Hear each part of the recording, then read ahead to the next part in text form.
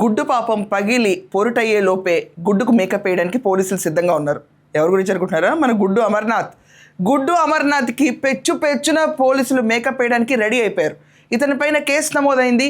అనంతపూర్లో ఎస్పీని కలిసి ఎంఎస్ రాజు గారు అలాగే బండారు శ్రావణి గారు ఇద్దరు ఎమ్మెల్యేలు కంప్లైంట్ ఇచ్చారు.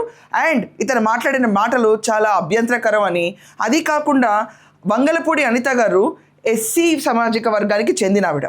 సో దళిత స్త్రీ పైన వీళ్ళు చేసిన వ్యాఖ్యలు అదే రకంగా రేపు మేకప్ వేసుకున్న ఎవరినైనా ఈ గుడ్డిలాగే మాట్లాడి మొత్తం మహిళా లోకాన్ని కించపరిచాడు. కాబట్టి ఈ గుడ్డుకి పొరుటయ్యే యోగ్యం లేకుండా గుడ్డుకు మేకప్ వేయాలని పోలీసులు డిసైడ్ అయ్యారు.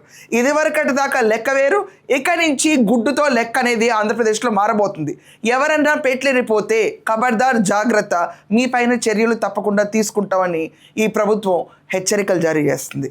ఇప్పుడు మనం చూసుకుంటే గుడ్డు అమర్నాథ్కి రోజుకి అంటే ఇప్పుడు హెయిర్కి గుడ్డు మాస్క్ పగలగొట్టి పెట్టుకోవడం ఒక గుడ్డు సరిపోద్ది, కానీ వందలాది గుడ్లు రోజుకి అమర్నాథ్ పోస్టర్ పైన చెలరేగిపోయి కొడుతున్నారు. సో గుడ్డు అమర్నాథ్, నాకు ఒక విషయం అర్థం కాదు, మేకప్ గురించే ఫోకస్ అవుతుంది ఇక్కడ మొత్తం.